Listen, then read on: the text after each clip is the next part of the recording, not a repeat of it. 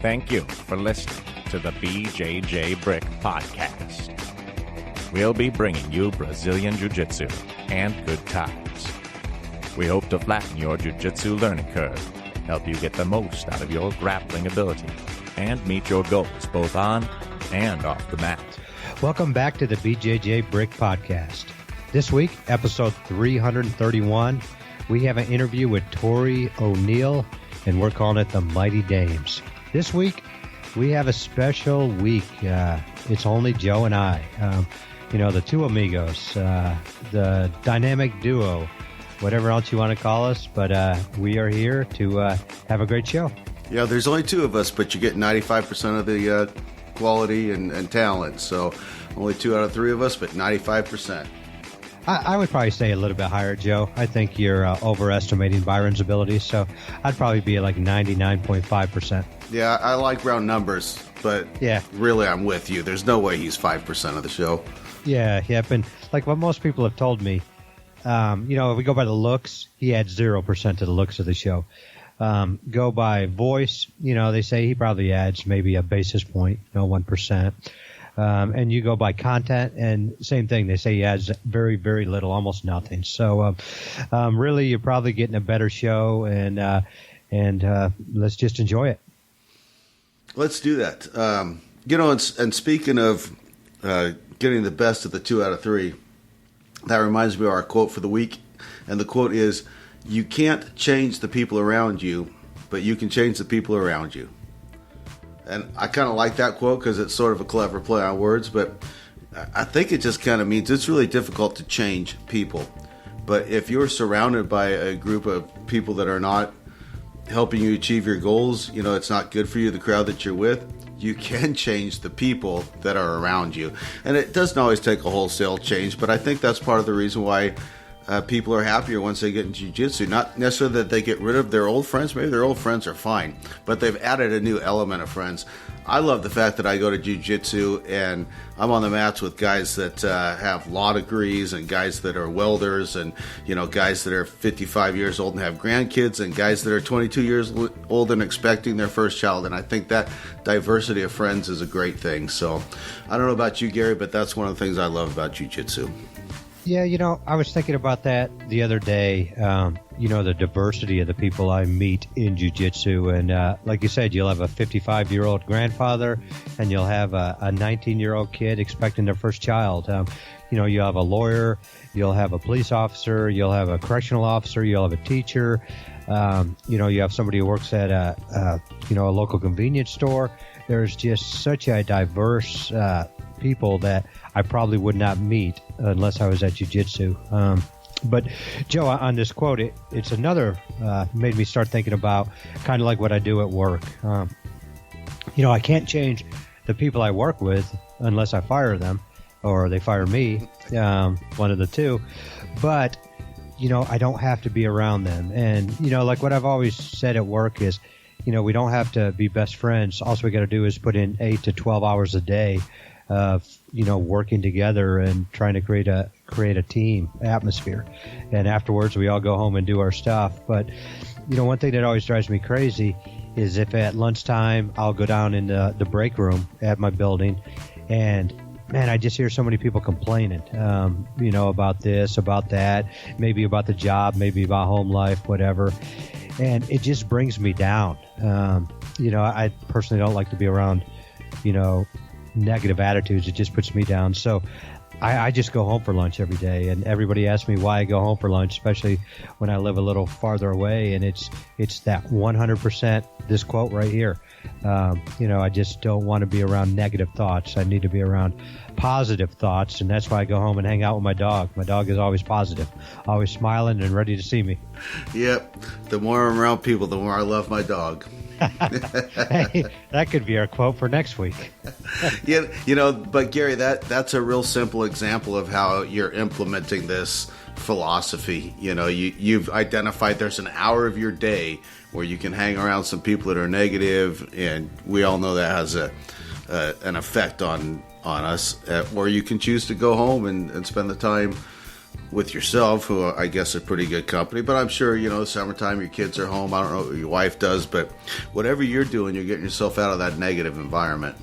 Well, Joe, my wife's a school teacher, and I like it better during the school year when I can come home and just hang out with my dog. And the good thing is, I know my wife will not be listening. So if she is, I may never be on another episode again, because I'll probably be buried somewhere next to Jimmy Hoffa. Oh, that's not true. You'll just be in the doghouse, and you can record plenty of BJJ Brick episodes from there. So, yep, I get good Wi-Fi out there, so we are good. Speaking of having good Wi-Fi, basically with your good Wi-Fi, you should order Byron's audiobook. I know he wasn't here, and we kind of trashed him a little bit earlier, but we were just kidding. Byron is an awesome person, awesome BJJ Brick or BJJ practitioner, head of the BJJ Brick. He is a black belt in BJJ, and he has a couple different books on audiobooks. That's in the BJJ Brick store. He has 6 games for BJJ and your first year of BJJ. First year of BJJ is his first one he put out. And, Byron's goal has always been to grow jiu-jitsu. He wants to get as many people on the mat and try it out as possible. The more people that try it out, the more people that will cross over it and keep training. So that's kind of why he put that one out, because there are a lot of people who do quit during that first year. And he wanted to make it easier for everybody to have fun, get the most out of their first year, and hopefully, keep training. So check it out. It's in our BJJ Brick store. It's about 2 hours of content, and it's called Your First Year in BJJ, and it'll make that year so much more rewarding, and hopefully you'll stick on the mats. We joke a lot of times, but Christmas is coming up, and who knows when this airs, it'll probably be about Christmas time, but it's always a good present to get for your training partners, and it's got a lot of good reviews and helped out a lot of people. Man, Gary, are you saying today is not Christmas? Today is really not Christmas. Because I opened presents this morning and had all my children over. Did you? I did, actually. Okay. I work in an offshore industry. Oh, okay. I'll be gone on the 25th. So that reminded me I was going to tell you Merry Christmas. Well, Merry Christmas to you, Joe. And so let's backtrack. Today is Christmas, and I think Joe has opened his present so far today, and I have not. But, this first year at BJJ would be a great gift to give somebody for the holidays. Yeah, I have a challenge for anybody listening who may be 6, 8, 10 months in, and you're discouraged, and you're wondering if you're going to stick with this. And trust me, we've all been there. But if you're at that point, you've already spent hundreds and hundreds of dollars on jiu-jitsu. You've paid 6 or 8, 10 months of fees at the school. You've bought a gi or two, some no-gi stuff. $10 for a book is not going to kill your budget. So before you quit, if you're discouraged, if you're 8 months in, you're thinking about quitting, go ahead and buy this book and give it a listen, because it's likely that you've been running into some things that Byron addresses in this book, and that's what's causing you the discouragement. So you might find a key here that'll open up a lifelong journey, a good journey in jiu-jitsu. I like that, Joe. That's pretty cool. And what I'd also say too is the next person who thinks they're going to quit, send us email, bjjbrick@gmail.com.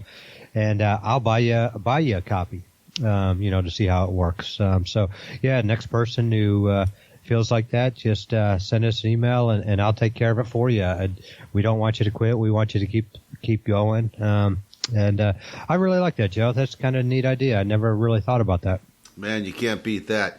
And if you've been doing some quarter-mile racing lately and you're getting discouraged in that, just go ahead and send us email. Gary will buy you a new car, and I'm sure that'll encourage you, and you can continue on with your racing dreams.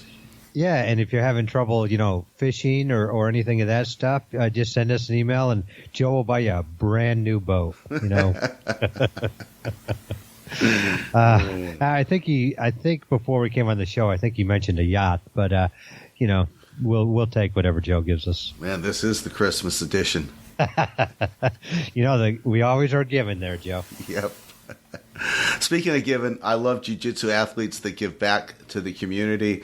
I think Torrie O'Neil is doing that. She started a group called the Mighty Dames.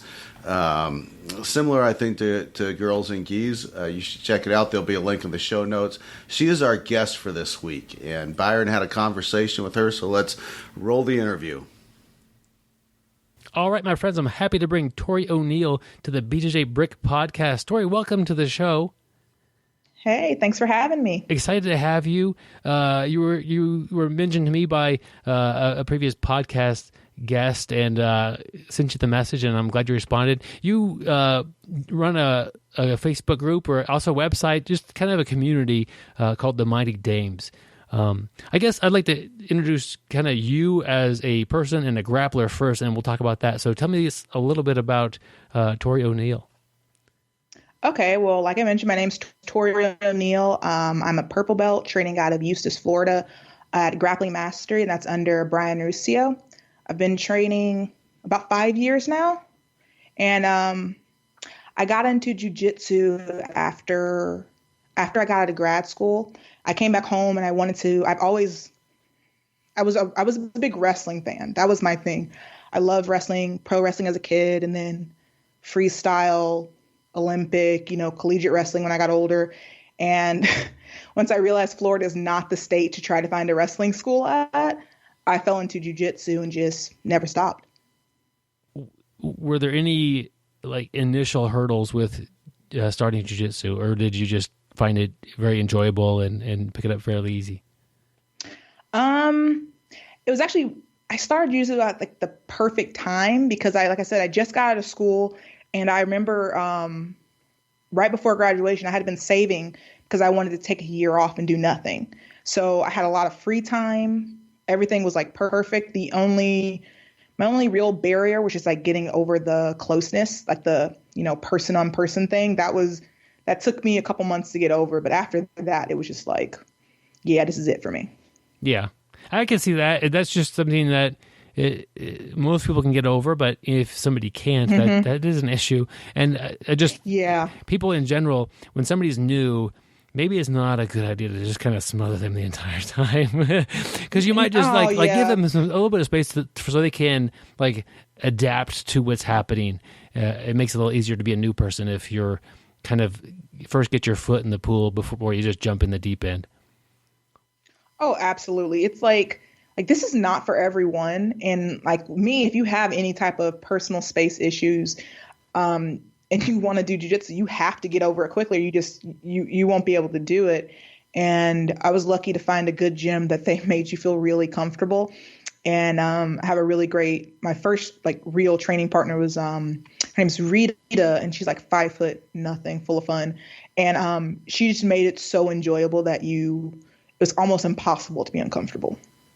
Well, that's good. That's a good training environment to be in. Torrie, tell me a little bit about your game. What style of jiu-jitsu do you like to play? Ooh, okay. People always they joke, but I have a very, very basic game. I do love doing wrestling. I love doing throws, but as I am a heavyweight, so I do have a very top-heavy pressure game. I'm a grinder. I love racking up points. That's perfectly fine for me. So I do a lot of my work from side control, top side. I'm starting now to work on the bottom, but really just to make me more well-rounded. It's not I don't want to hang out there. It's purely transitional positioning that I'm working on right now. That's good. That's always a good something that you're going to be doing forever in jiu-jitsu, is being able to transition and to do those things. Mm-hmm. That's always a good use of your time and your training energy. Absolutely. I, when you first get in, you're oh, I wish I could do this and I wish I could do that. And then I was yeah, I'm 6'1", pushing, at the time I was 240. I was I'm not going to be running. I'm not going to be throwing my legs up for an arm ball all easy like that. It's not going to work for me. But what we can do is we can get on the side control and we can work some head and arm. We can do that. Let's do that. So kind of learned what worked best with my body very, very early on. Yeah. That's another way to just kind of make things easier on yourself, is to take an honest assessment. What's going to be good for my body type? And maybe some people listening are very fast and kind of wiry, and maybe that the arm bars or the flying arm bars, whatever, is something that they're doing all the time. Me, I don't invert at all. Not that God, no. But it's maybe I could develop that, but having some issues with my lower back from time to time, it's like it's not going to be a wise thing for me to spend time and energy towards developing. I'd rather work on something that, like back control or guard passing more often than not. And so just look at yourself, say, what am I going to be good at, and what is likely to fit my body type or my play style, and work on developing that. That's the smart thing to do. Absolutely. And I'm very bottom heavy. So a lot of my weight settles in my hips and thighs. And I am slow. I'm fast-ish for a big girl, but I am slow. I know I'm slow. I have no illusions. You will see again, I'm all legs too. So you will see my legs coming if I'm trying to throw this whole thigh up to get an arm bar. So I was let's just, who we fooling, Torrie? Unless it's a perfect situation, let's not do anything crazy here. But there's still value in knowing those arm bars and those things, because people are going to do those to you, and just by being able to kind of reconstruct it from, reverse engineer it. Absolutely. And that goes back to my whole thing about being really solid on fundamentals. Like with everyone, there's a bunch of things I don't like, but I make it a point to drill those almost even more than the stuff that I do like, so that I don't have an excuse. I can't say I don't like arm bars, so I just never drill arm bars. It's no, I hate arm bars, so I'm going to drill them so I know exactly what I need to do. And if someone comes at me, I know the counters and all that as well. So I respect it, but I strongly dislike it. I see. That it's makes sense. It's a little weird, but that's how I process a lot of moves. So you started the Mighty Dames. What is that? So the Mighty Dames is in it's more than online now, but it's a community of female heavyweights. When I started jiu-jitsu back in 2014 now, after my first year or so, I was realizing how rare my body type was. Like I mentioned, right now I'm 6'1". Well, I'm probably pushing 280 right now. I've gained a little since starting, but I realized there weren't a lot of other female heavyweights in my area, or at least I didn't know any. So I did this little blog and I got a lot of response out of it. So it's wow, I wish there was a community that I could talk to some of these other girls who had more experience than me, who could, help me out with finding types of clothing that I can wear, tricks that work for them, find out where they're competing so I don't drive somewhere for nothing. And so I literally one day I was sitting at home and I made up a little thing and just called it the Mighty Dames. Oh, that sounds cool. And I made a group and women started joining, and not just heavyweight women. We have all body types, and it turned into this really awesome community of support. That's awesome. And I think that's one definite benefit of internet and social media, this sort of things, is that you feel like there's nobody around me that is quite like me. But you can look online and there's a lot of people that you could relate to and share common stories and frustrations. Mm-hmm. Yeah, and even like I said, I'm in Florida, so as soon as I put that out, I was surprised at how many people in Florida responded to it, and I was like, "Oh my gosh, you're 45 minutes from me. That's cool. Well, I'm coming over." So, I've met a lot of really, really fantastic women through there, and I've gotten, I can't even explain how much it helped, not only in my development as jiu-jitsu, but in my ongoing struggles with body confidence and body image, and having these other women who can kind of relate and again be there for support. It's made all the difference in the world. That's awesome. And so before the Mighty Dames, was jiu-jitsu beneficial for your body image and your confidence, or did it kind of Was it negative or positive? It kind of just was. I wouldn't say it was negative, but I wouldn't say it was positive either. Because first, that introduction year, like you're getting so much stuff thrown at you. And when you're coming into jiu-jitsu and you're a heavier girl, I'm speaking for myself. I was super self-conscious right off the bat because you're up on these people you don't even know. You're literally on top of strangers. And so for me, for trying to get over my self-awareness, like my body, just like being near people was one thing. The other thing was realizing that at that time I was only like 240, which that's really light for me. And the idea of I had to like lay on top of people, and I was afraid that they were going to make a comment, or they were going to comment on my weight, or they were going to make that like ugh kind of sound. And you don't want it. No one wants someone to comment on their body in a negative way. So I was really afraid that was going to happen. And we only had like 3 girls at the time. So I was mostly training with the guys. So that was a whole other level of discomfort. It's like, okay, now not only am I getting close, I'm getting close with men, but once I kind of got out of my own head, and again, when I realized no one really made any comments or anything like that, I was like, okay, well, maybe this isn't so bad. Maybe I can do this. Like, all right, we can continue now. Yeah, I'm sure that's a shared concern with a lot of people. Like, it is. Yeah. You don't want to hear negative things about yourself like that. And is this going to happen? And your team sounds like they're great, they're great people to be around. Oh yeah, man. Team Grappling Mastery.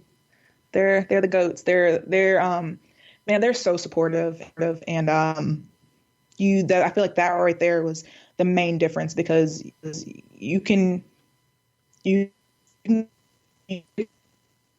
stuck with your personality well, and it can ruin the sport for you. And I was just really fortunate to find the right gym at the right time.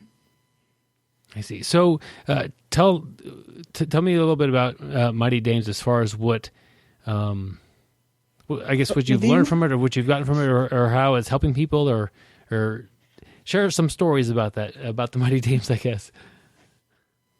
Yeah. So it kind of operates, it's super organic. I rarely do anything other than repost training photos, stories that someone tells. One of the things that, being African American in the sport, being in the LGBT community, I always had an issue with representation. Like, even as a kid, I wanted to see myself reflected. So when I moved into the jiu-jitsu space, I wanted to see someone like me succeeding, like someone with my body type succeeding. So I thought it was very important to show these pictures of women going through their everyday things. So we make sure to, every time someone gets a promotion, whether it's a stripe or a belt, I say, please send me your picture. We share it on our main page and on our Instagram. Whenever the people have training pictures, whenever people have good days, bad days, stories they want to tell, we always reshare it.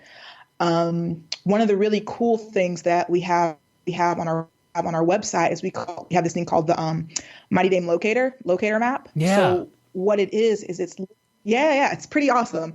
So I got this idea from looking at other websites, and I was noticing, like, I travel a lot for work, and I was like, man, it would be awesome to not just go to a gym, but go to a gym where I knew someone, and I knew there'd be at least one other heavyweight woman.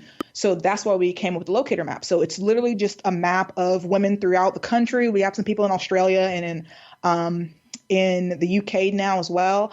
And what it is it gives you the name of a dame who is at the gym, the name of the gym, their like the contact person's information, so that, like, hey, I'm going to be traveling in Ohio. We go to the website, click on there, see what gyms are in the Ohio area, and I can go to Facebook and contact that girl, like, hey, I'm going to be up there next week. Is there any way I can swing by for a roll? That way you're a little less self-conscious moving into the gym. So we're in the process of updating that. So we should have up to when it's all said and done, up to 50 schools throughout the world. So, and it just grows every day. So it's really awesome. Yeah, that looks like an interesting tool to be able to use to travel and to find somebody that's in the same, I guess, like sub community of jiu-jitsu, because jiu-jitsu is one big community, and then there's lots of other ones. But be able to, like, if you're like, where do I train? Train here, because you already have a friend there. Exactly. Well, because I mean, I live in a pretty rural area, so there's only a couple of gyms here. But like, for instance, if I've had people say, "Hey, I'm going to be in Orlando.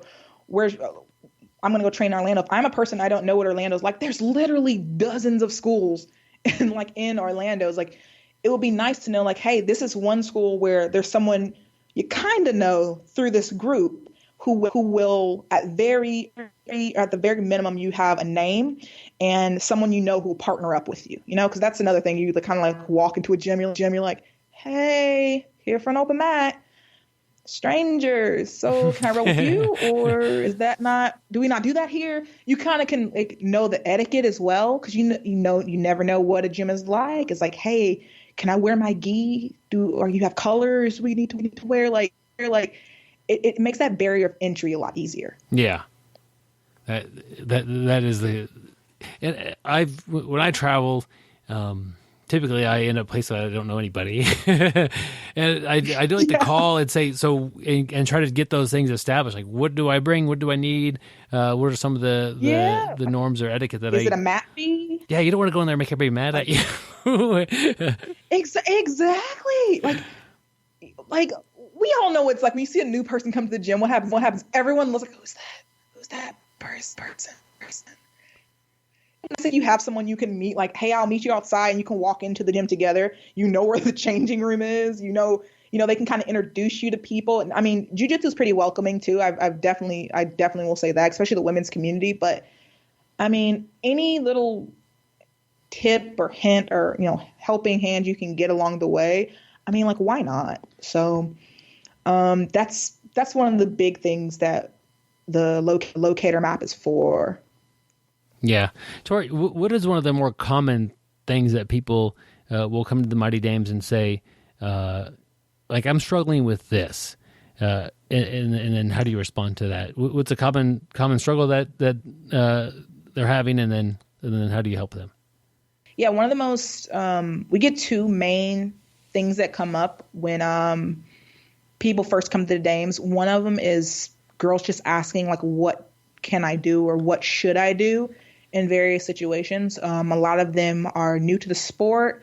We see this in women's jiu-jitsu a lot too. Is they're probably they're kind of heavy, like, or they're at their heaviest, so they're a little self-conscious.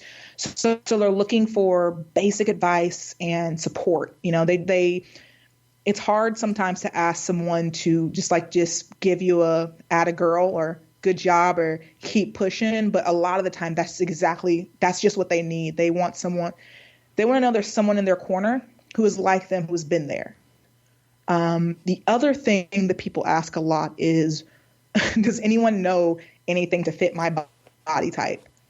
Man, jiu-jitsu is expensive, and it's really, it's a special kind of annoyance when you spend your money on something and it does not fit at all. Or like, I have to buy mismatched gis because my top's different than my bottom. So when I first got into jiu-jitsu and I bought a gi and it didn't match at all, like the pants barely went over my thighs, I was so bummed.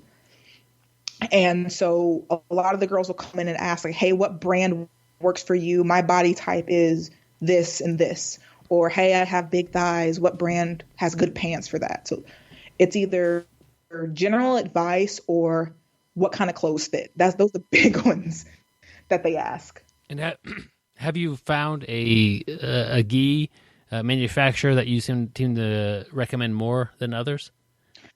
Yeah, Phenom gi is that's definitely the one that people end up suggesting the most. War Tribe's another one, but with Phenom you can do I don't know who else does this. You can decide, like, hey, I need an A4 top and an A5 bottom, or I'm like an A2 short, something like that. So you can kind of customize it a little bit better. They're like the only gi company I've ever found that has pants that fit me comfortably. So that's always the first one that I recommend. And always tell the ladies, like, hey, it doesn't take much to go take your pants or your jacket to go get hemmed or taken in some. So yeah, Phenom definitely. And yeah, that's for gis. That's mostly what we recommend. I didn't even ask you. Do you typically train gi or no gi? Just as your what do you prefer? I stubbornly train gi mostly. Okay. I'm not gi. I mean, I have like a love-hate relationship with the gi. I hate the gi so much. It's so stuffy and hot, and like I said, because I have to struggle to find one that fits. But oh God, I hate to compete in no gi. It's absolutely terrible for me. So I stubbornly train gi mostly. Why do you think that you have more struggles without the gi? Mostly again, like because I'm super slow. Okay. And no gi moves way too fast for me. I like my grips. So being with my game, it is kind of a wrestle heavy, grinding pressure type thing, and like trying to get a good grip on someone. Man, with no gi, it just slips right off, especially if you get these girls who are super fast. It is like impossible to hold some of these flexible girls down to the ground without like a little bit of gi pressure, or without like just sliding all over the mat because of your own no gi stuff. So it's like, oh man, like I hate the gi, but like I need that little bit of friction. That little bit of friction helps so much. Torrie, do you typically do the absolute in your weight class, or? Yeah, I always do. I don't compete that often, so when I do, I try to do as much as possible. Okay, and in your experiences, you mentioned no gi is somebody who's a lot faster, or you're crazy flexible. What are you like when you go from grappling in your weight class and you go to the open division or the absolute division? Mentally or game plan wise, do you change much, or do you just kind of go in there with the same idea? Oh no, I keep I'm not very original. I have the same game plan. I was looking back at like old video, like basically since I was a white belt, it's just more refined. Yeah. It just has a little bit more, it has a little bit more skill to it. Like it's a little prettier to look at. But I always go takedown, pass, side control, submission. It's literally, that's it. Or knee on belly, mount, submission. Everything that I do loops back to that cycle. It works for me. I enjoy doing it that way. If something else comes out, I'm not going to ignore it, but that's kind of a game that works for me. And whether I'm in super heavy division or if I'm in open weight division, it kind of stays around that. And yeah, I have at this point I have faith in the game that it works for me. Yeah. And if it ever comes to a point that it doesn't, then I'll change it. Yeah, and maybe that change is just making it even better. Like you said, like you've just been refining it, making it better and better. But I think that's a good way to just evaluate your game, and if it's not working, then you change it or try to improve it, or maybe branch off of there to a different direction. Yeah, that's it used to be, when you start off, you do your, you have your key locks you do, or you do your arm bars or something. So it went for me just only going to key locks from side control or mount to, okay, maybe now we can try some head and arm chokes, or maybe now we can try some straight arm bars. Maybe now we can, dare I say, go for the back, but it all kind of starts with, let's get into this position that we like. And let's see where we are in our control position. Like, yes, we're in our control position. What's available? So yeah, that's how my brain is always I'm very like list based or like order based. Like I work in a system. That's how I've always learned. That's how I've always processed things. So I don't do well just pulling random techniques and random motions out of my head. It does not work for me. Yeah, I also am a fan of having a system, and that for me it changes from time to time. But I have, I get side control. I'm looking to do one of these two things, and not just a barrage of techniques. And and that kind of helps guide my training and development as a grappler, as far as that having a system, having a game plan, and that roadmap to get to the finish line. Absolutely. Yeah, I kind of envy those people who are so sporadic, who can just be like, I think I'll go for this, because like I can't do it. Like it gives me anxiety thinking to just do random, like, oh, I think I'm going to just jump forward. It's like, God, no. We need to go. Like, what are you doing, Torrie? Keep it going. Like that's one of the things I'm working on now, though, is being more proactive and being a little bit more just going for stuff. But oh God, it's been a journey to do that. Yeah, but you could also just be more aggressive about going for the things that you already are good at. And so, like, absolutely, for me, I might want someone's back, and so side control, I've got them turned away from me, and then I know the point where I'm gonna get the back, and then I go for it. Mm-hmm. Or I could be like the point where I'll probably get the back and try from at that point. It's a little bit quicker, a little sooner, and maybe develop a better back take overall, because I have a wider range to get the back. Instead of just get it to where it's perfect, I can get it to where it's pretty good, and then I can usually get the back, like, kind of just pull the trigger a little earlier on your attack. Just one way to just increase the amount that you're getting there.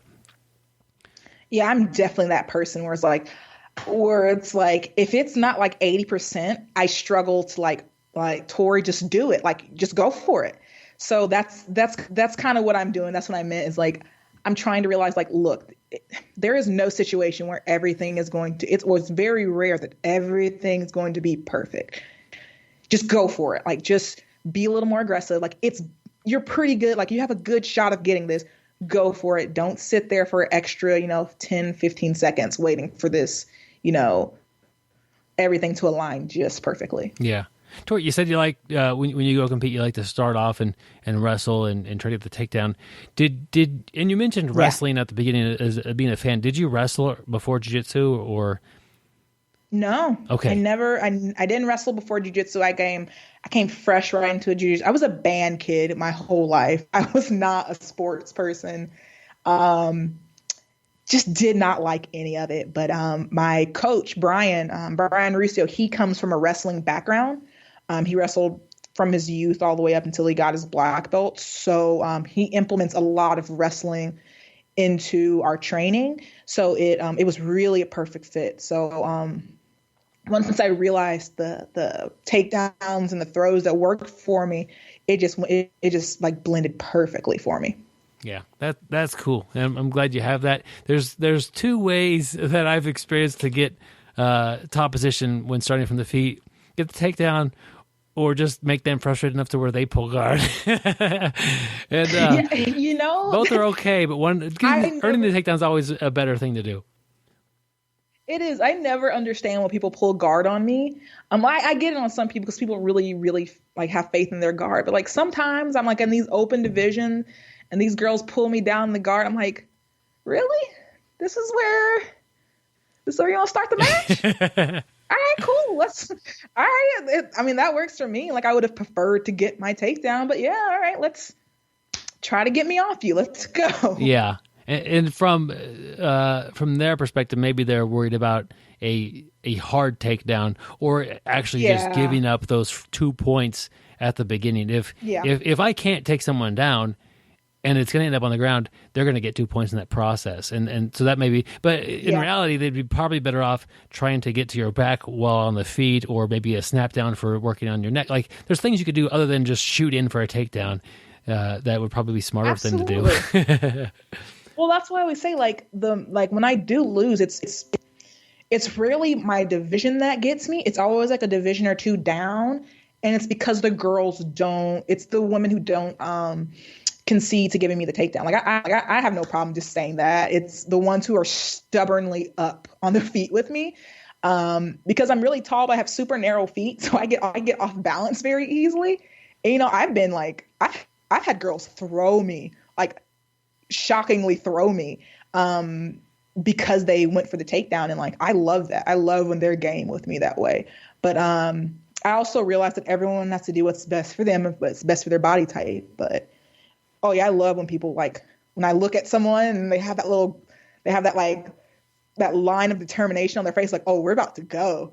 all right, let's do this. Let's see how this balances out. Yeah.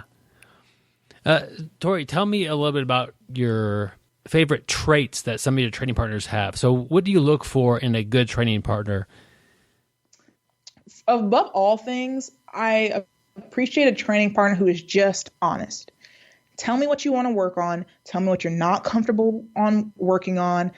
Tell me how long you can be at practice. Tell me we're going to be here. Just be honest up front. Like if you're not comfortable drilling something, let me know right ahead, and I'll do the same for you, because it's a combat sport. People can get hurt very easily, and dealing with sometimes I do have a significant weight advantage on someone.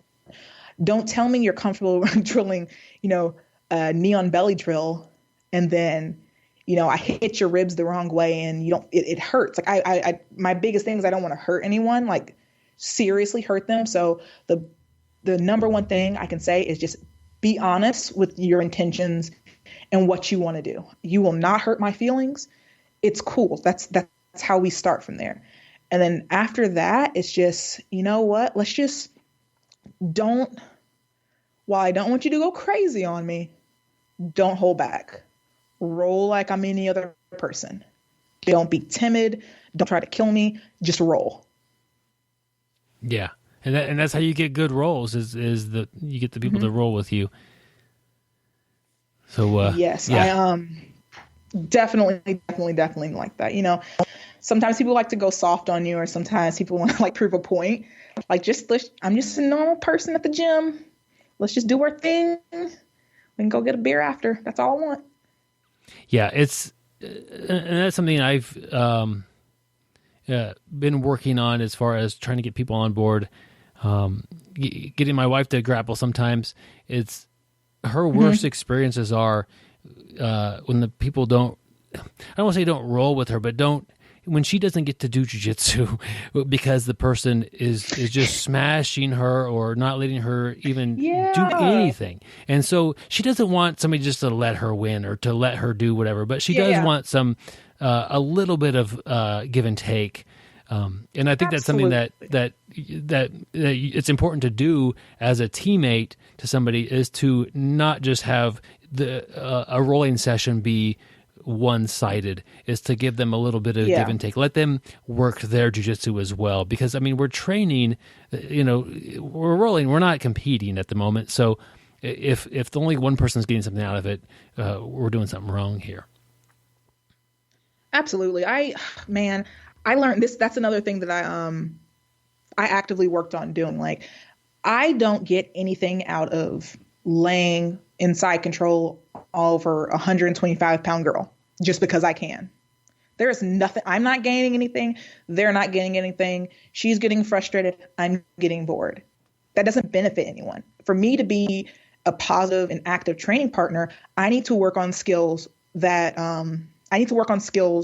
a smaller person where they can utilize some part of their game, and I can utilize a game that maybe I don't use all the time, but there's a hole there. So when I mentioned, and it's not just always working from the back. Working from the bottom, because a lot of big people is oh, I'll just work on the bottom. It's not even that. It's I'll work from their back. I'll try to go. My whole thing is let me try to get to the back, because I know my back techniques aren't that strong, and I know they're a good scrambler.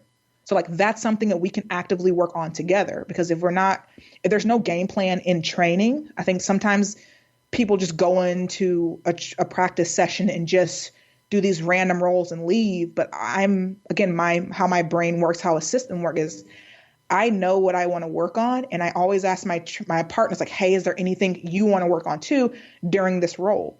So I can make sure that both of us are being utilized that way. I learned that from people who were, ranked higher than me when I got in. That's how they introduced me to rolling. So I thought that's what people did until I realized, no, it's not. Some people will just, I've been smushed training. Some people just smush you for, a 5-minute roll and smack your hand and say, good job. Yeah. And that, I like how you learn that it is from example. And, and you teach that also by example, just by starting the round. They're going to work on.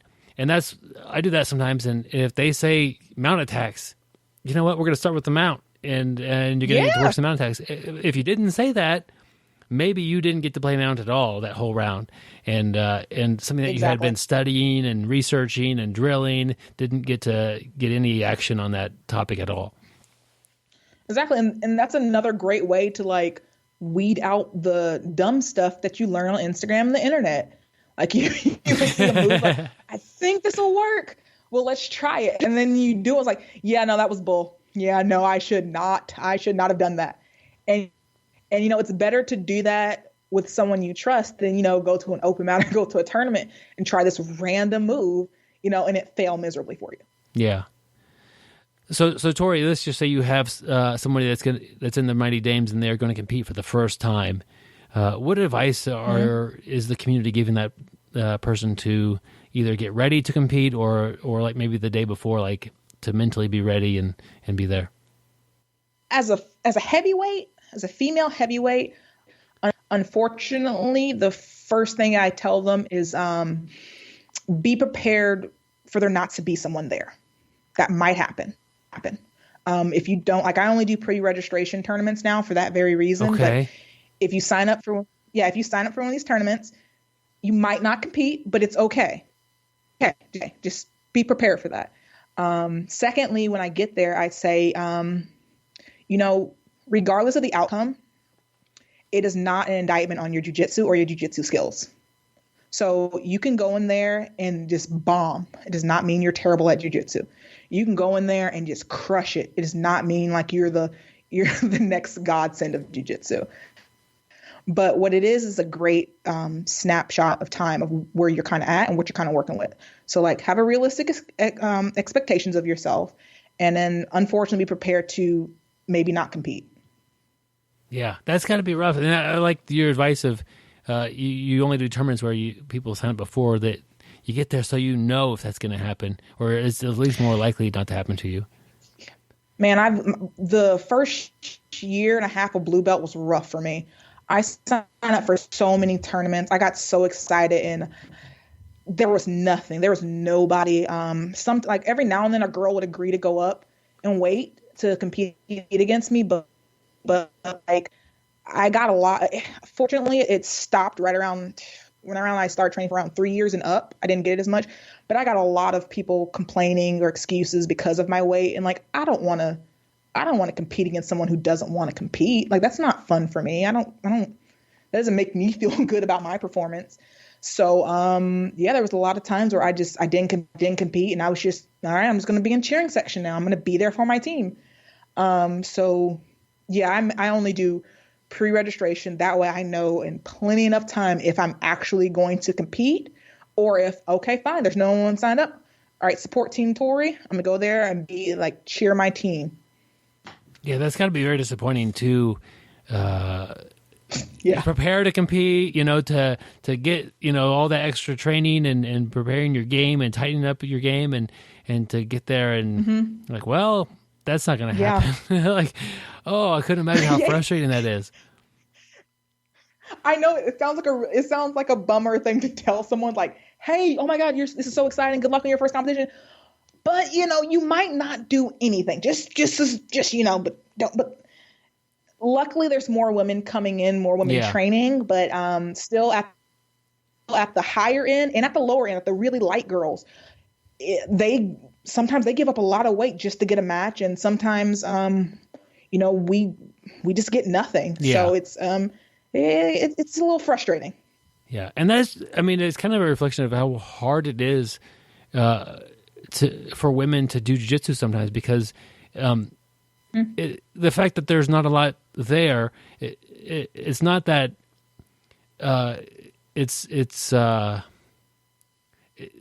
indication of this. There's some hurdles in our sport to get people or women to do jiu-jitsu, and if we could remove some of those, so like groups like the Mighty Dames is no doubt helping women stay on the mats and do better long term and growing that portion of the jiu-jitsu, the female heavyweight. So that's really great. But there are definitely hurdles to anybody's jiu-jitsu, and an indication of weight classes or divisions not being very full. Yeah. Those people you're overcoming a lot of hurdles, like you were saying earlier. Well, maybe that's a common thing. Are my training partners going to complain that I'm smashing them or I'm too big, and I don't want to deal with that. That's a hurdle you have to overcome that a lot of people, absolutely, like the weight class women, don't even think about that. But it's one more hurdle that you had to get past. It is like in one of the things I did when I got when I first started the group is someone asked me, was like, oh, so you guys are just complaining about being big? I was like, no, it's kind of, but not really. It's deeper than that. It's like, we're a part of this community. We love jiu-jitsu like everyone else. And all we're saying is that there are going to be certain things that other people won't have to think about that are like a part of our daily thing. Like when I first started out, I struggled finding like no-gi pants or shorts or something to wear so that like it stayed on me, like physically just stayed on. So my gi pants weren't like falling down all the time or something like that. And I realized like other women were struggling with that too. Or like we said, like the size thing, I didn't know if it was appropriate for me to go full weight on someone. I kid you not, I honestly did not know if that was allowed because I was so much bigger. I mean, I'm bigger than some of the guys at my gym. So I was like, I would ask my coach, like, can I like when we do knee on belly, do like I actually put my knee on them, or do I like hover over it? He looked at me like I was crazy. He's like, no, put your knee down. I was like, are you sure? Because like I honestly didn't know, because I didn't want that. Oh, you're heavy. And like you find in women sometimes they worry about that a little bit more than the men do.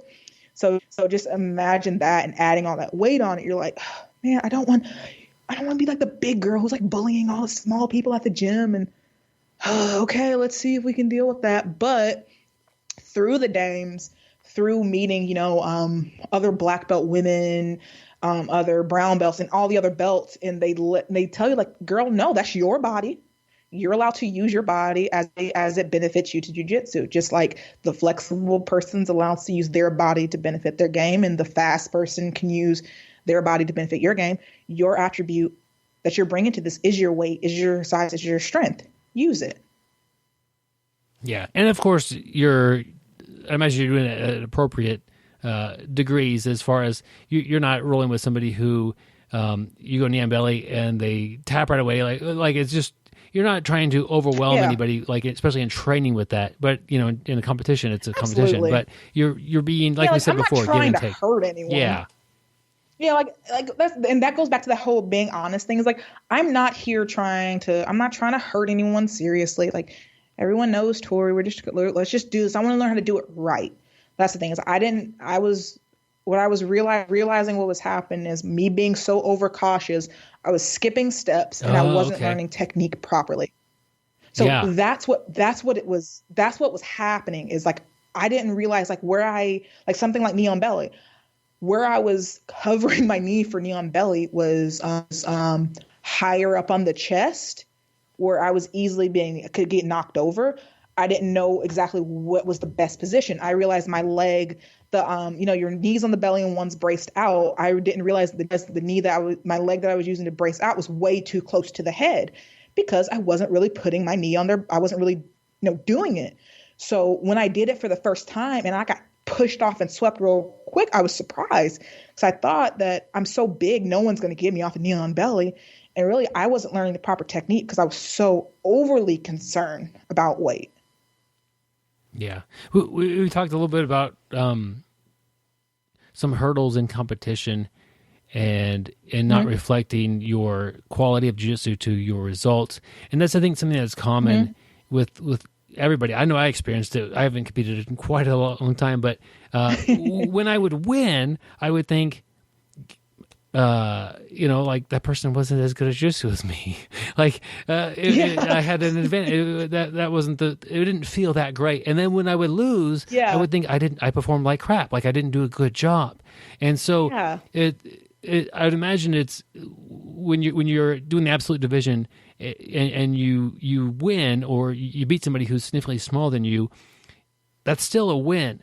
and it's something that you've earned. Yeah. And it's something that, and when you show up to your own division and there's nobody else there, one thing you could think of, the hard part to doing jiu-jitsu, and especially in your division and weight class, is getting there, because look at a lot of people that are not there.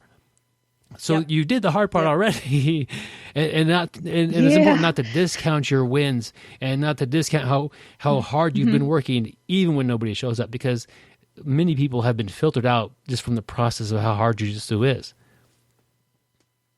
Absolutely. That's why I always say, again, everyone has their own, thoughts about their quality of jiu-jitsu and their quality of competitors.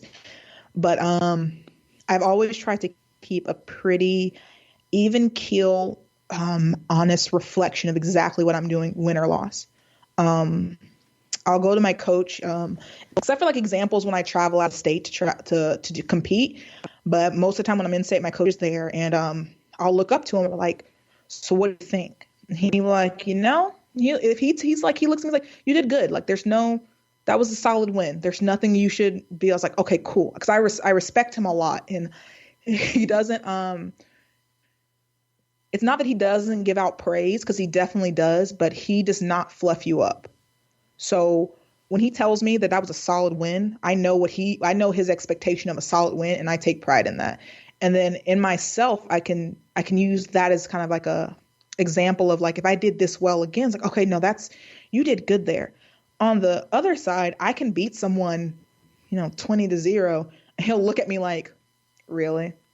He's like, yeah, I know, I didn't do this, but I won. He's like, yeah, you won. We'll give you that. You won. So, I try to have an honest reflection of what I'm doing. And like when as the match goes on, I make sure that I'm focused in on, am I doing what I plan to do, or am I doing what's available? Is it working out? Am I actually trying?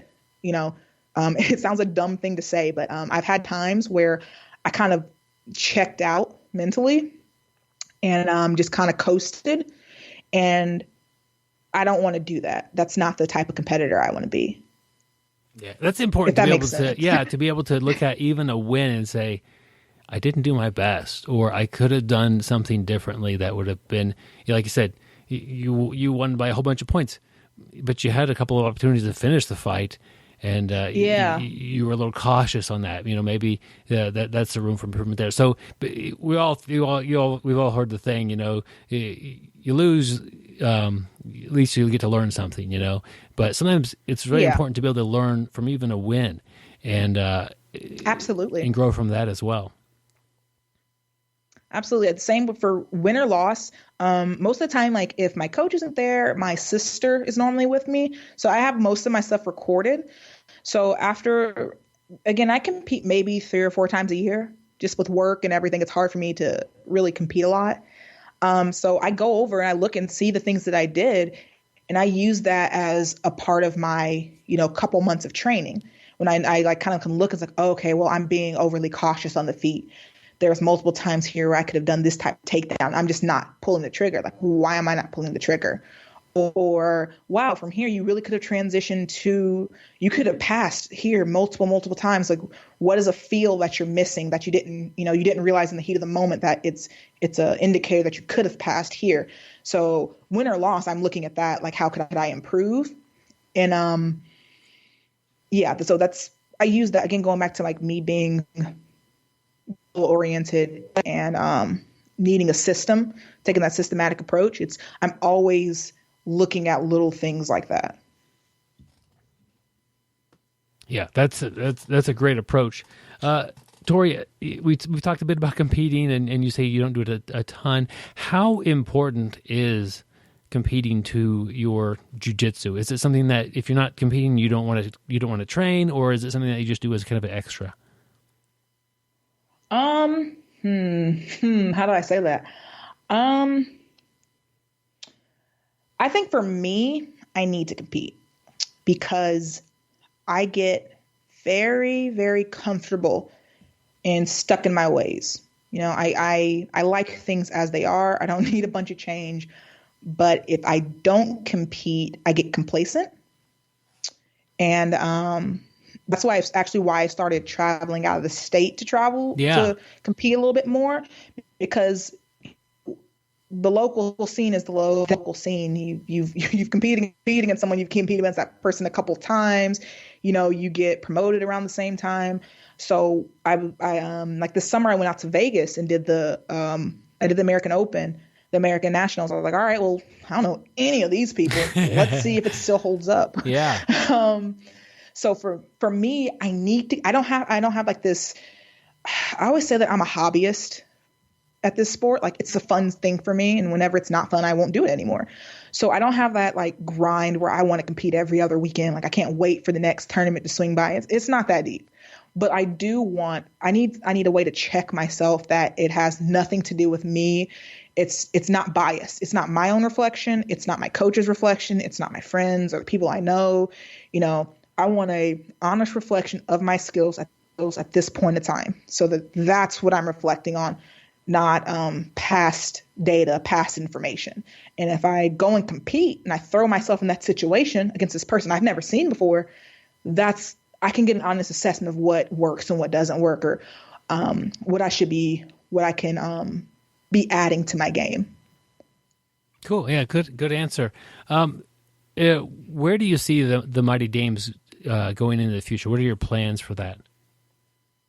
Well, we're actually we're doing a lot of stuff now. It's we're going into our third year now, which sounds insane to think about.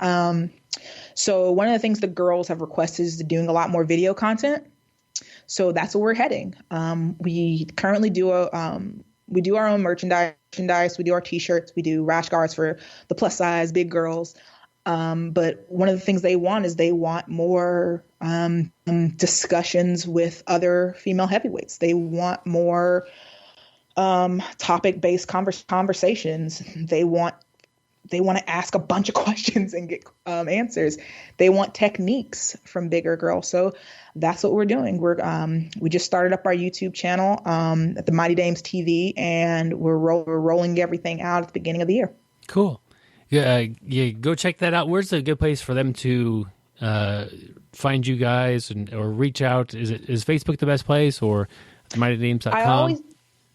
mightydames.com is the best place to go if you want to get on that locator map. If you're traveling around, you want some information about us as well as get our merchandise, mightydames.com. If you want to join the community, join the conversations, you want to join our Facebook group, and that's the Mighty Dames Big Girl Jiu-Jitsu Crew. Send a request, we'll approve you in there. The group is for females only. Sorry guys, we're happy to have you, but it makes them a little bit more comfortable. You don't have to be a female heavyweight to join the Mighty Dames group. It's not just about being heavyweights, it's about a sense of community, about body confidence, body imaging, and promoting healthy body image. So any female is allowed to join that. Our Facebook page, just the Mighty Dames, is a great way just to get a lot of upcoming information, to see when we're having those live chats, when we're having those discussions, and the videos will all be up on our YouTube page at Mighty Dames TV. That's awesome, and I definitely appreciate what you're doing for the jiu-jitsu community. Any final words or thoughts you want to share with the audience? No, man, thanks for having me on here. I love talking to new people about jiu-jitsu, about my journey, their journey, about the Mighty Dames. I love to just talk to people. So this has been fantastic. And this has been fantastic. And thank you for giving us another platform to just share what we're trying to do here. Absolutely. And I'll put links to everything on the show notes. So thank you so much, Torrie. Thank you. Bye. Well, let's thank you, Torrie, for being on the show. Really appreciate it. So, Gary, let's move on with the show. We've got an article this week. This part's easy for us because we don't have anything to do. Joseph Marquez wrote an article, and it's about yoga and enlightenment and jiu-jitsu. There's a lot in there, but Byron had a chance to have a conversation with him about the interviews, about the article. So let's roll that conversation. All right, my friends, I'm bringing Joseph Marquez to the BjjBrick Podcast to help us review the article of the week, which he wrote, and you can find this on BjjBrick.com. Thank you for that, Joseph. Joseph, tell us a little bit about the article? I guess what's the title of the article? All right, so the article is called Jiu-Jitsu Vedanta, the 4 yogic paths to enlightenment. Okay, and I was Joseph. Quick, Vedanta. That's not a word I'm familiar with. What is that? Vedanta is a Sanskrit word. It's almost like a philosophy in a way. It's one way to translate it is the conclusion of the Vedas. The Vedas it's like the ancient text of the Hindus. Okay. And that's a compilation of thousands of years of knowledge. And this is kind of like their philosophy and what they came up with, their conclusion of all this wisdom, essentially. Okay. And so you have been interested in this for a while, and also jiu-jitsu and Muay Thai.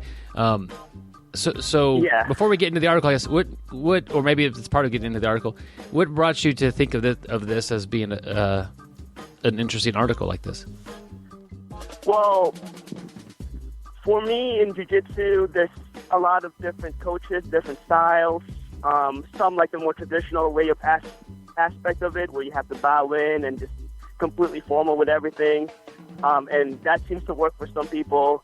And there are some more of the very analytical type, kind of like Danaher, which is, very meticulous, every single detail. And that works for some people if you're that kind of student, if you learn that way.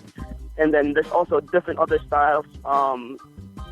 And I'm trying to figure out, well, all these styles really work, but it just depends on the environment and the student itself also. Okay. And so this is really for me to become a better teacher or instructor in a way, because I want to become a jiu-jitsu and a yoga teacher, and learning different ways of teaching and learning the different learning styles of different students. The Vedantic way kind of shows me a bigger picture. I guess a wider net of it shows you all these different ways of learning and all these ways of teaching. Okay, that makes sense. And so you say that there are 4 paths here to mastery. So can we go through the list here, kind of? Yeah, that's more of like the traditional breakdown of it. And all these 4 paths, the way they set it up is any one of these paths can lead to mastery, but also any combination of these paths can lead to mastery. And these paths kind of combine together, like they all overlap essentially.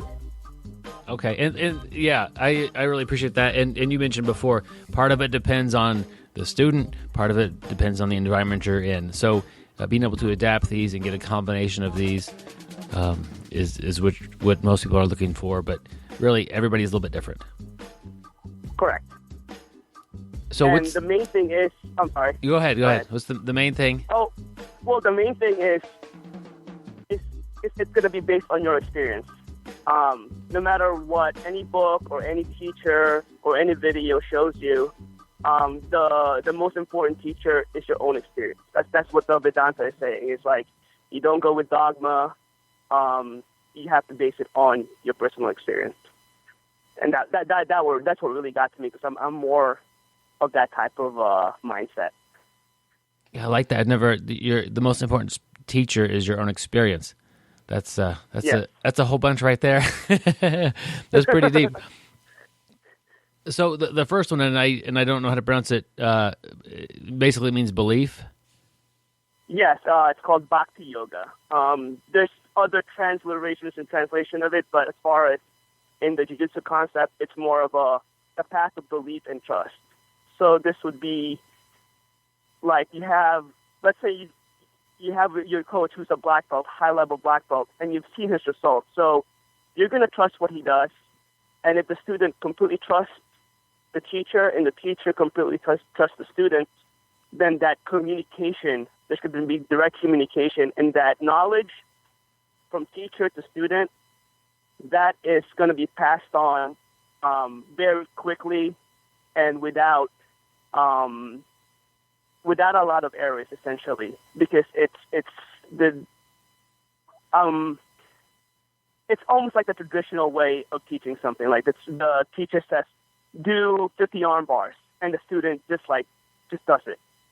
And without questioning the teacher, they know that it's going to work for them. So that's kind of like the first fact of like complete trust. And you see this a lot with a lot of the more traditional teachers in schools, and it does work. It's definitely a path. But the only thing is, if you don't have a good teacher or the student isn't kind of in that mindset, a questioning kind of student, then that path's not going to work out for that student or that teacher either. But it does work, and it is a path. So that's essentially Bhakti Yoga, or that path of mastery. And I think here, and I might be totally wrong here, but part of it is that the belief in your instructor, to me, it would make it easier. So if you have a world-class instructor teaching you things like that, you're not wasting energy and time and just brain space questioning, is this really how the best way to do an armbar, or the best way to do this, or is this what I should be doing at my time? It's kind of that, the belief in that, not necessarily that it does need to be a good source, but just the belief in that should smooth out the whole system. You're trusting somebody to guide you to the right way. And yeah, for sure, because if you have a really good instructor and they teach you how to do an arm bar the proper way, that they know that's gonna work for you, you save so much time on troubleshooting. Do I put my foot in the hip? Do I have to angle this way? They got to shift my body weight. What about my grip? But you have a teacher that's gonna be able to do all that correcting for you from the very beginning. You're gonna save so much time and energy trying to figure out what's gonna work for you. Okay. So it's gonna depend on a really good teacher and a student that's gonna be able to follow teacher's instruction. So the next possible path basically means knowledge. How do you pronounce that one? Jnana Yoga. So yes, that is the path of knowledge. This is more of the analytical type of mindset, like I said earlier, kind of like a John Danaher type, or even kind of like a Matt Thornton type from SBG. They have a very analytical way of breaking things down, and they don't. This is almost kind of like the opposite of Bhakti Yoga, because most of the stuff that they find, they have to scientifically analyze it and figure it out for themselves to make sure that it works. And they got to test it and do trial and error to figure out which approach, which way is going to work. And they're also very open to other methods of doing things, but they're also not just going to believe it because they saw in a YouTube video and it worked for them. They have to test it out, make sure it works. And if it works in competition, then it's most likely going to work. So that's going to be their test. Their test is going to be during sparring and competition, whether an actual technique or concept is going to be valid for them or not. Okay, yeah, that makes sense to me as far as it was Jnana Yoga. How'd you pronounce that again? Jnana Yoga. Okay, and I urge everybody to go check out the article. You did a really good job of breaking these down. The next one is in the category of work. Mm-hmm. So this one is called Karma Yoga. Karma literally means work, but in this context, it is work.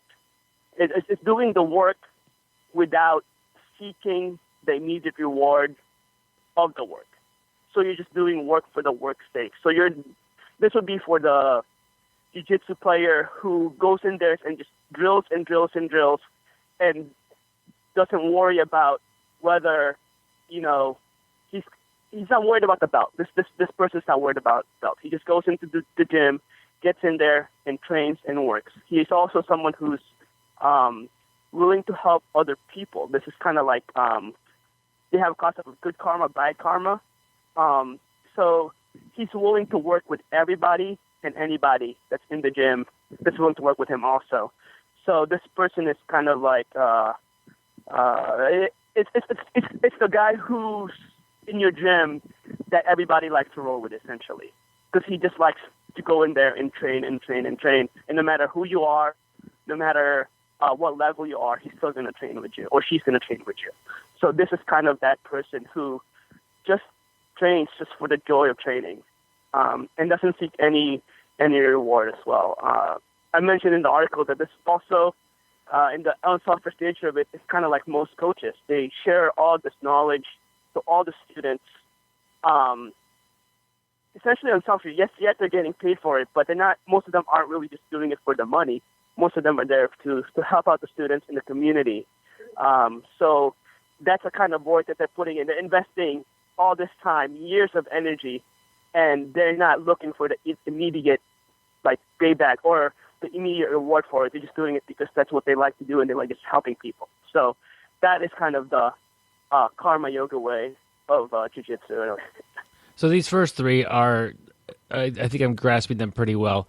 Work. So it's the jiu-jitsu person who goes out there, trains hard, works with with everybody, gets the mat time in there. The knowledge base. Somebody who's always wanting to get more and more knowledge about things and figure out the best way to do something. They're seeking that information all the time. And belief, it would be somebody who trusts their instructor or structure the knowledge source and has kind of made the path towards success or the path towards mastery through that person. So what would the last one be? And not that I say last, like they're in order because they're written down, and when you write things down, they have to put. Yeah. But either it's not like you do this first and second. Like you said, you could take one of these the whole way to mastery, or you could take parts or combinations of them. There's no real order here. But what on the list here, what is the last one that you have up here? Well, the other one is called Raja Yoga. Raja means king. This is essentially the way of complete control and concentration of your body. In yoga, the Raja approach is through meditation, and in order for you to be able to meditate, you have to be able to still your mind. In order to still your mind, you got to be able to still your body.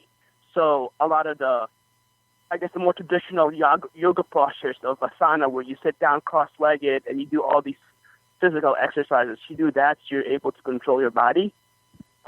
If you're able to control your body, then you'd be able to make your body still. And if you can still your body, then you can finally still your mind and your breath.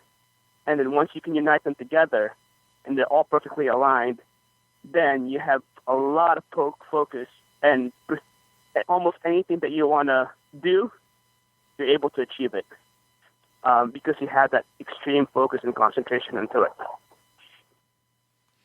And so this one, and I'm maybe just not interpreting it correctly, but this might be a more, well, you mentioned like flow state. So when it could be while you're rolling and training, is that correct? So like you're not necessarily thinking about anything, but your body's doing what it should be doing, just because you're in that zone, I guess. It's just like people call you being in the zone. You're in Zen. A lot of times when you're in competition or when you're rolling, you hit all these moves, and it seems like you are not the person doing the move. You're the person kind of like, you're almost having an out-of-body experience, and you're watching yourself do all these moves.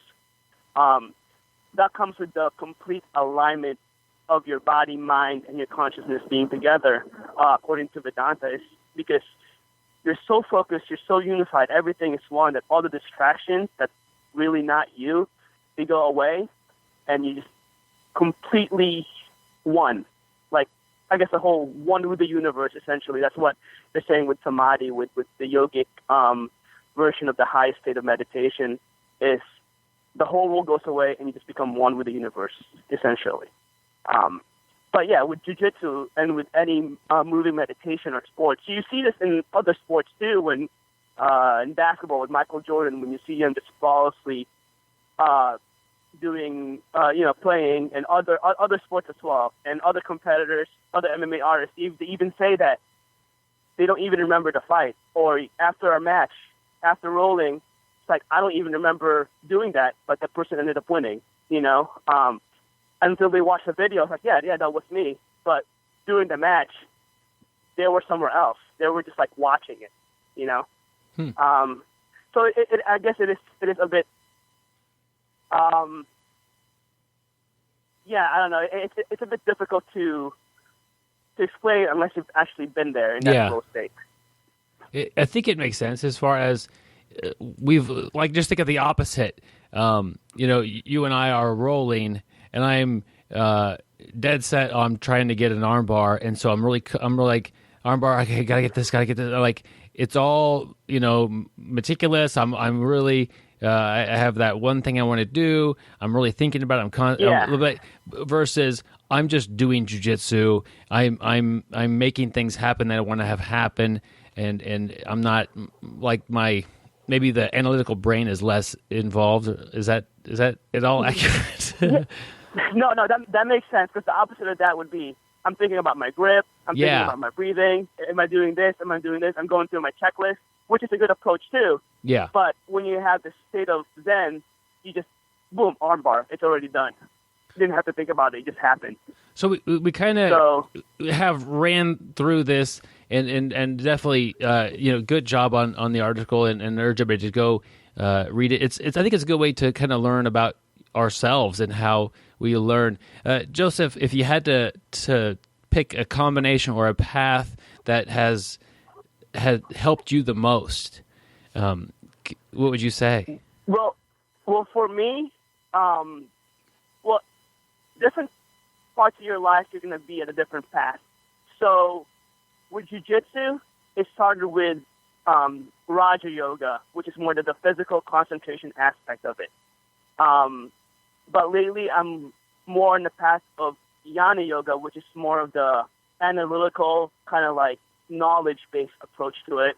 And depending on where I am in my life, once I realize everything, it might be that formal Bhakti Yoga, since I realize what's going to work with us, and I can just follow that path and stay with it.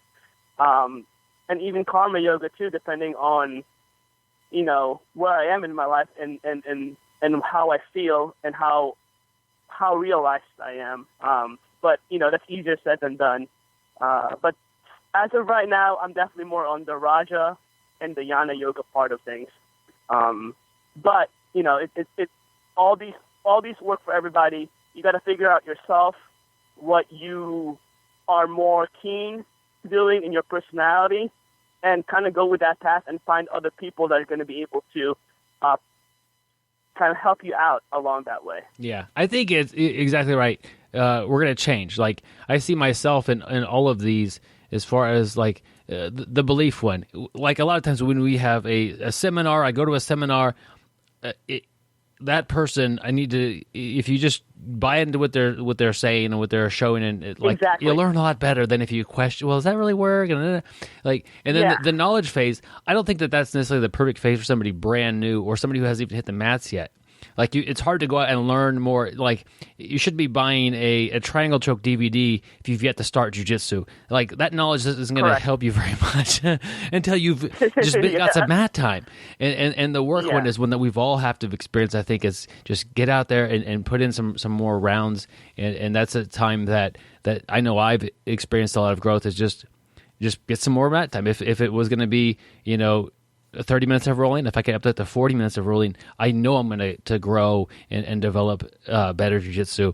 And the concentration, that's one that is it's an enjoyable place to be as far as it also, for me, it requires the right training partner to help get me there. And usually that concentration part, that's one of the hardest ones to attain because it kind of needs a combination of all the other ones put together almost. Okay. So, that makes sense. Yeah, like the samadhi portion of yoga, that is like the highest state of that Raja Yoga. That is kind of the goal. But everybody's on their own path, and I'm glad everybody here. I guess if you're listening to this, they're on the path of jiu-jitsu, which is a great path to be in. Cool, and I do appreciate you sharing this with us today, and these are four yoga paths that I had no idea even were there. So it's great to have somebody like you come from two different places, the jiu-jitsu world and the yoga world, and you also have a good background in Muay Thai. But it's great to have you here sharing this. So thank you so much. All right, thank you, Byron. Joe, we always talk about, and actually before I even go on, the way we met Joe, Byron and I met Joe. Joe basically listened to this podcast, and he would write some articles, and we would find them online. Or I think that's how we got our first one. Didn't we just find it online, or did you send it to us, Joe? No, I sent it to you. Okay. We would ask people, if you're listening, to send us an article, and Joe sent us one, and one led to two, and two led to three, and three led to four, and pretty soon we're like, let's have Joe on to talk about it, kind of like what Joe did, or what Byron did here with Joe. And I've noticed Joseph has talked to us on other things here before, but if you happen to listen to this show, if you do like to write about jiu-jitsu or anything, the right mindset, yoga, anything, send us one. We'd love to have you on the show. We'd love to. We'd rather have an article from one of our listeners. Yeah. We usually troll the other big sites and look for articles, but man, if we can get one from one of our listeners, that would be great. So send them in, and if you don't have to be on the show if you send one in. We'll just talk about it amongst ourselves. But if you'd like to be on the show, man, we'd love to get your article, and one of the three of us will get together with you and have a short conversation. Yep.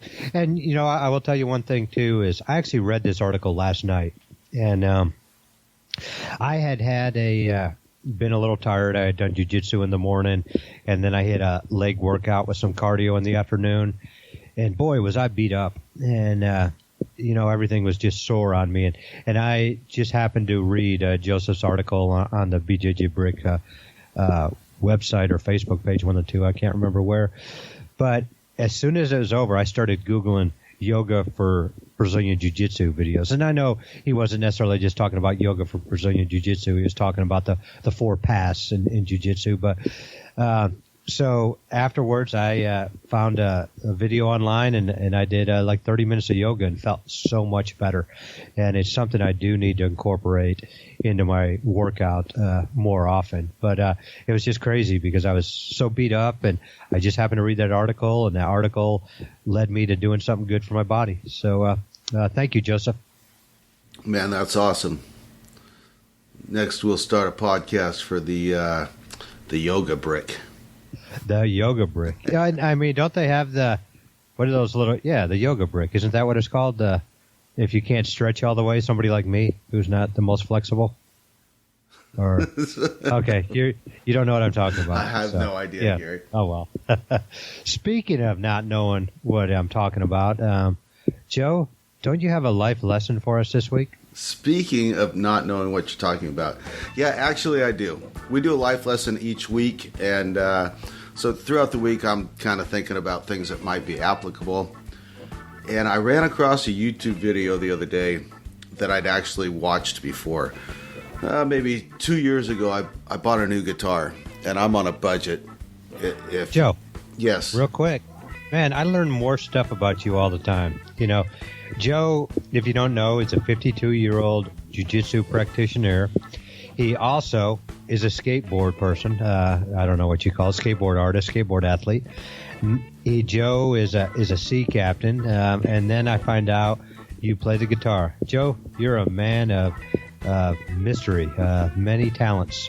Man, I was okay with man of mystery, but when you say many talents, I do those things, but I don't do them well. And on top of that, you're a podcaster, so, man, you got a lot going on. But sorry for interrupting you. That was just one thing I didn't know about you.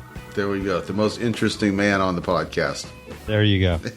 Anyway, Gary, I was shopping for a guitar a couple years ago, and I'm kind of on a budget, so I don't spend thousands of dollars on guitars. If our listeners know anything about guitars, you'd be familiar with the brand Gibson and the brand Epiphone. And what these two brands have in common is they're made largely out of the same parts. They come from the same suppliers. They're even to an extent made in some of the same factories. And they have the same models, basically. There's the Gibson Les Paul and the Epiphone Les Paul. And the Gibson is the higher end of the two models. If you are not familiar with guitars, but you think about cars, in GM they have Chevy and they have Cadillac. Made at some of the same factories, made of some of the same parts, but the Cadillacs have a better fit and finish, maybe some better performance options, and of course they're more expensive. So while I was shopping for a guitar, I ran across a video of these guys that were comparing the lowest end, the most affordable Gibson, with the most expensive Epiphone. Would be like taking the most expensive Chevy sedan against the Cadillac. And so just looking at the two guitars, of course, the more expensive Epiphone actually looks better. It's got better visuals, better options. It's got binding on the fretboard and binding around the body and better hardware. And so as these two people review the two guitars, when they talk about the pickups, they talk about the hardware, they talk about the electronics and the switches and the tone and volume control knobs, everything they talk about, like the Epiphone is actually winning as they're comparing these features. But then when they get to the end of it, they're both like, but the Gibson just feels like a Gibson. It just feels better. It's weighted, it's balanced, it's more playable. They're talking about the tone that most of us can't hear the difference between the two. And so as the video was playing, I'm like, oh, yeah, I got to get the Epiphone. It sounds like a better guitar for the price. And then you get to the end, but they're like, no, the Gibson is a Gibson. And it finally occurred to me that the two guys that were doing the review, one of them is a music store owner who's probably played thousands of guitars, and the other is a professional musician in a heavy metal band who may not have played as many guitars, but he's played guitars for thousands of hours. So their ability to kind of sense or feel the difference between the lower end guitar and the more expensive Gibson is beyond me. And so it doesn't make any sense for me to spend an extra $500 for an experience I can't really appreciate. Now, if I was a professional musician, maybe. So I ended up buying the Epiphone, and I'm happy with it. And I thought about how that relates to our jiu-jitsu, and I kind of just thought the cost-benefit analysis for like private lessons and things of that nature. We have a guy at our school that teaches private lessons for $30 an hour, for as many hours as you want to take. He's a purple belt. Awesome. He's a great teacher. Now, I could go to Houston, and I could find any number of people that would charge me $100+ an hour. And so you have to kind of make that determination about, is it worth the extra money? Now, if I'm paying $150 an hour to train with somebody because I really want to meet them, and that happens sometimes, that's fine. But if I'm just trying to get better at jiu-jitsu, I've got to decide which is better for me, and I'm not good enough to poo-poo this guy at my school that does $30 an hour. That's the path I'm picking. How about you, Gary? I love it that you say that, and you have brought that up before about that it's okay to take a private from a purple belt, because there are people who have different opinions. And, I've heard people say, the only person to take a private from is a black belt or this and that. But I am 100% with you, Joe. I just think differences in teaching. Some people, the belt really doesn't make you a great teacher. You don't have to have a black belt to have a great skill set in something that I need to know. I've even taken a private from a guy who's never really even trained jiu-jitsu. He's a wrestler, and I kind of used would talk to him about positions I would get in and how wrestling related, what a wrestler would do from that position too. And that was one of the better privates I've ever taken. But I totally agree with you. I've seen a lot of purple belts. I've seen blue belts, brown belts, black belts. I mean, it doesn't matter the belt. It's, getting your value out of it. Some people may not have a lot of extra money, but they want to get better. Find yourself a solid purple belt at your school or in town who will, it's going to be a lot cheaper, something that maybe you can afford, and you'll probably still learn just as much. So I think that's a great point you made there, Joe. So, Gary, tell me about this wrestler. Was he a collegiate champion, or was it somebody you met through the gym, or what was? No, he basically wrestled low-level college, nothing spectacular, but he started just jiu-jitsu and really didn't know anything about it.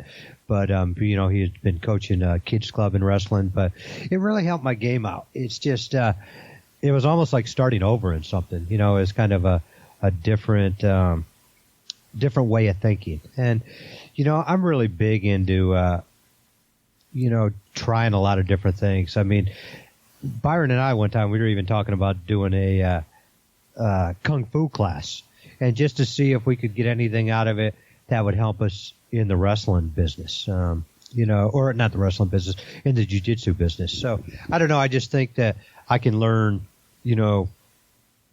from so many different arts, but I do think jiu-jitsu and wrestling, they cross over so much that, I'm so used to the jiu-jitsu mindset and the jiu-jitsu teaching that, I can learn a ton from wrestling. And back when my boy was wrestling, I never missed a practice. And, most of the other dads would go there. Dads or moms would go to watch their kid practice and see if their kid wins in practice and this and that. Not me. I was never watching my kid. I was watching the instruction. And I would bring that instruction back to the mat when I was doing jiu-jitsu. And, my game was really skyrocketing at that point because I felt like I was getting, 3 free wrestling practices a week. Nice. Yes, exactly. Yeah. Yep.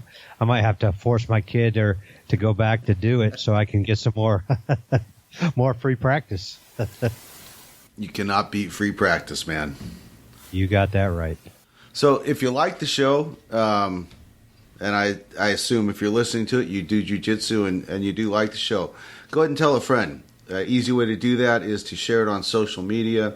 We're all over Facebook, so give us a share there, give us a like. But yeah, just tell a friend. Yeah, tell your friends, share it.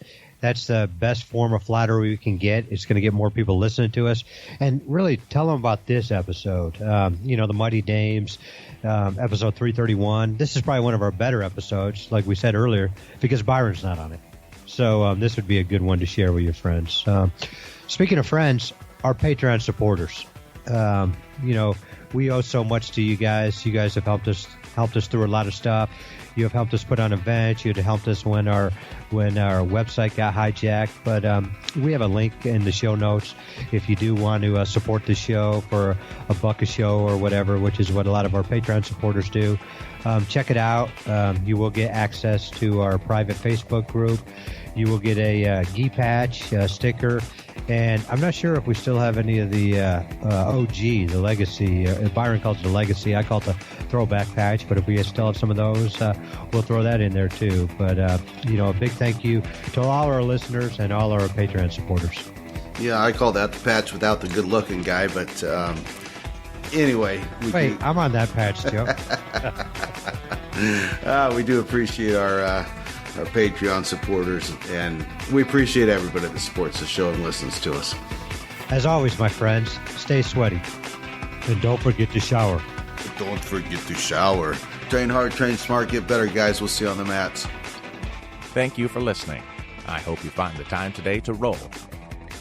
After all, the best way to get better at Brazilian Jiu-Jitsu is to do Brazilian Jiu-Jitsu.